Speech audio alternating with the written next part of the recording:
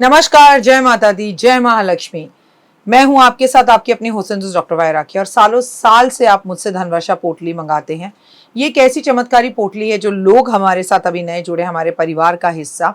मैं उन्हें बता दूं, इसे धनतेरस वाले दिन आपको अपनी तिजोरी में, अलमारी में, गल्ले में, अपने ऑफिस में, अपने फैक्ट्री में या अपने मंदिर में घर के रखना होता है। ऐसा नहीं है कि इस पोटली को रखने के बाद धन की बारिश होने लगती है और आप हाथ पर हाथ धरकर घर पर बैठ जाइए, बाकी सब कुछ तो ये पोटली कर लेगी। अगर ऐसा होता तो ये पोटली अपने हाथों से बनाकर पूरे देश में मैं बांट देती। ये पोटली लक्ष्मी का साक्षात रूप है। ये तो जब आपके घर में जाएगी, आपको मिलेगी, आपके हाथ में आएगी, वो वाइब्रेशन से आप महसूस करेंगे। आपकी अपनी पूरी तरह से स्वतंत्र हैं, आपकी चॉइस है। लेकिन आपको अपने घर में लक इनहैंस बढ़ाना है और आपको पैसा बहुत चाहिए। आप बहुत मेहनत करते हैं लेकिन 99 पर आके आपके काम रुक जाते हैं। कुछ भी ऐसा है तो आपको ये धनवर्षा पोटली ज़रूर मंगानी चाहिए। अगर आपको ये धनवर्षा पोटली चाहिए तो पूजा, अनु और आरती को कॉल करें हमारे ऑफिस के नंबरों पर और तुरंत आप अपनी पोटली बुक कराएं। लेकिन जब भी आप पोटली की पेमेंट करें, पहले वीडियो कॉल कर ऑफिस, जो मेरे पीछे आपको ऑफिस दिखाई दे रहा है, ये ऑफिस या मुझे ज़रूर देखें।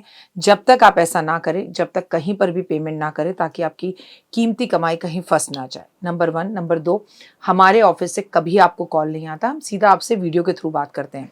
ये पोटली रखनी कैसे है, कब रखनी है, कहाँ रखनी है, इसके लिए भी आपके पास डायरेक्टली मेरी एक वीडियो पहुँचेगी। इस तारीख पर रखिएगा, इस समय रखिएगा और आपको पूरी जानकारी दी जाएगी। तो अगर आपको ये चमत्कारी पोटली चाहिए तो तुरंत हमें कॉल करें। जय माता दी।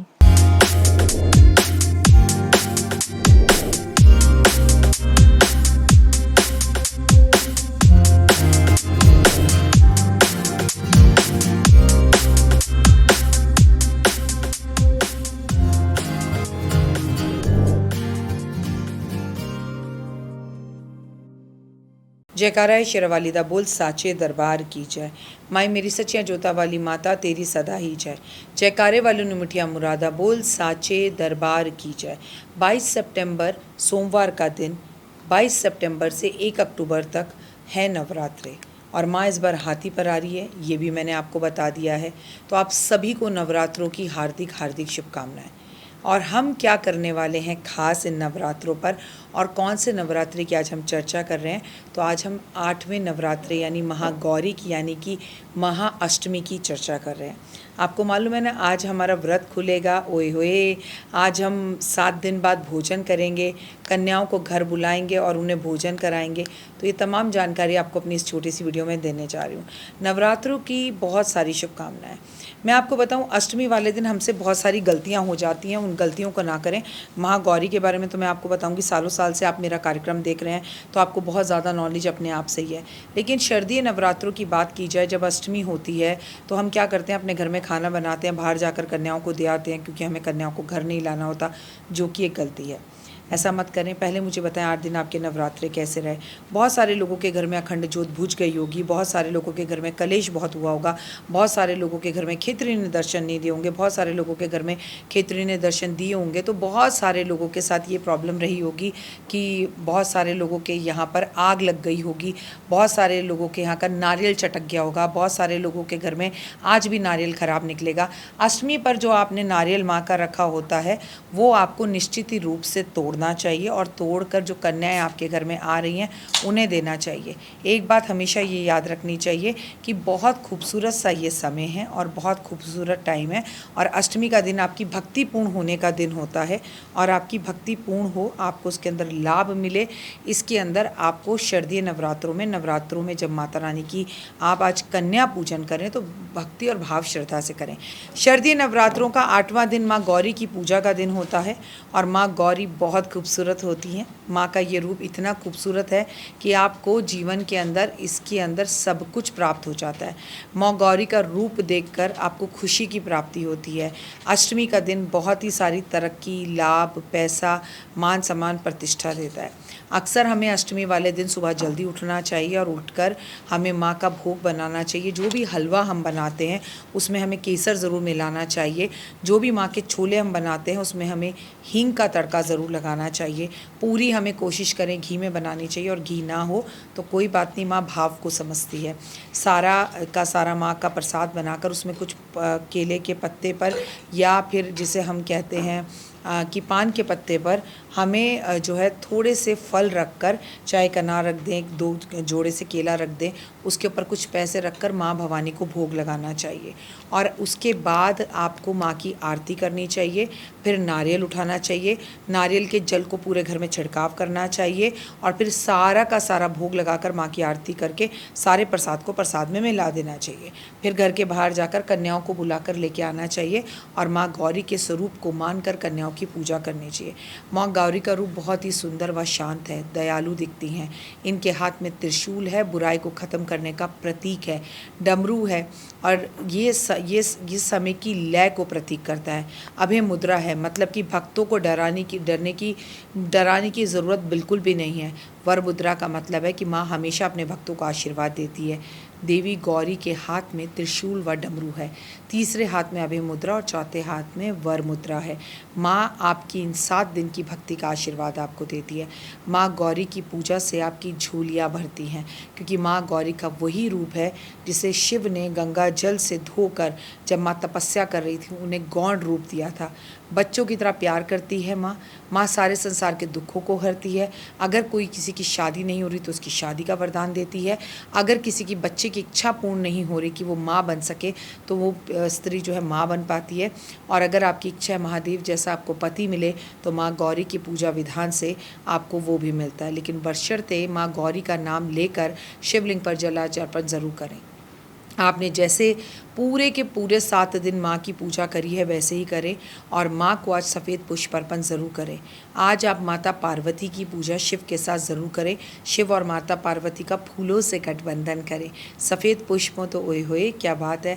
अब आप माँ की प्रतिमा के सामने 9 बत्ती का दिया जला और बोले अक्षत और पुष्प हाथ में लेकर कि देवी हमने आपकी जो 7 दिन पूजा आराधना अर्चना की उसमें क्रियाहीनम भक्तिहीनम शक्तिहीनम मुझसे कोई भी गलती हुई है तो माफ़ करना गौरी मैया, तेरा ही जाया हूँ, भूल चूक क्षमा करना और मेरी भक्ति को पूर्ण कर कर मुझसे प्रसन्न होना। उसके बाद पूरी हलवा चने बेहद माँ को पसंद है, इसका प्रसाद माँ को लगाइए, मिठाइयाँ अर्पित कीजिए और फिर कन्या पूजन के लिए कन्याओं को घर लेकर आइए। और हाँ, कैसे करना है कन्या पूजन ये भी मैंने वीडियो आपके साथ शेयर करी है, उसे ज़रूर देख लीजिए। माँ गौरा को मोगरा का फूल बहुत अति प्रिय है। मोगरा का फूल नहीं है तो अगरबत्ती लगा दो, अगरबत्ती ने लुबान मोगरा का लगा दो, मोगरा का इत्र छिड़क दो। ऐसा करने से माँ के चरणों में मोगरा का पुष्प अर्पण करने से आपको यश मान सम्मान प्रतिष्ठा मिलता है।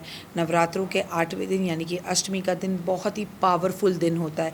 इस रात में जाकर महाअष्टमी वाले दिन हमें सुबह कन्या पूजन करना चाहिए और रात में हमें निश्चित ही रूप से दुर्गा सप्तशती दुर्गा कवच का पाठ करना चाहिए। जो कन्या पूज रहे हैं वो 9 के रूप में होनी चाहिए, 9 की संख्या में होनी चाहिए और आपको याद रखना चाहिए कि कन्याएं 9 वर्ष से छोटी भी होनी चाहिए। 9 वर्ष तक चलेंगी लेकिन 9 वर्ष से ऊपर की कन्याएं ना ले। एक लड़का हनुमान जी के रूप में और एक भैरव बाबा के रूप में आप ज़रूर बिठाएं, फिर देखिए जीवन कितना खूबसूरत और सार्थक हो जाएगा और जीवन में आपको सब चीज़ें बहुत आसानी से मिल जाएंगी।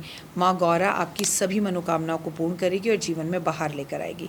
लेकिन अष्टमी का जो दिन होता है, जैसे ही कन्या आपके घर आए उन्हें ज़मीन पे बिठाएं, उन्हें आसन दे, बिठाकर पूजा पाठ अर्चना करके जब खिलाएं तो अक्सर क्या होता है कन्याओं के जाते ही हमें लगता है अरे ऑफिस जाना है, अरे जल्दी करो अभी सफाई करनी है, ये करना है ना, तो हम सफाइयाँ करने में लग जाते हैं, जो कि गलत है।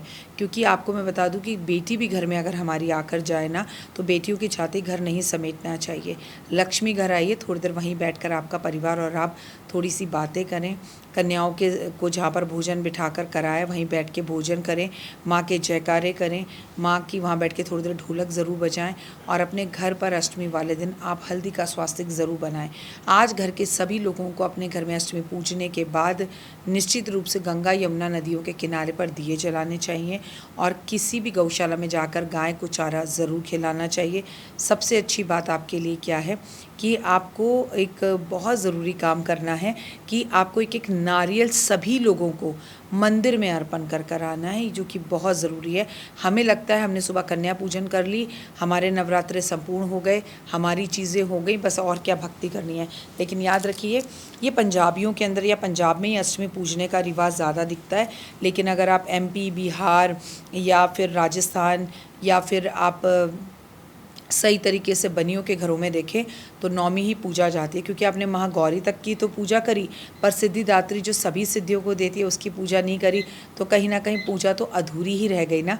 इसलिए संपूर्ण पूजा आपके यहाँ आपकी माँ ने शुरू से अष्टमी पूजाई है, आप अष्टमी ही पूजे। मैं नहीं कह रही मेरे लिए आप अपने कोई रूल्स बदलिए, लेकिन हाँ मैं इतना ज़रूर कह रही हूँ एक काम ज़रूर कर लीजिए जितनी यथाशक्ति संभव हो सके।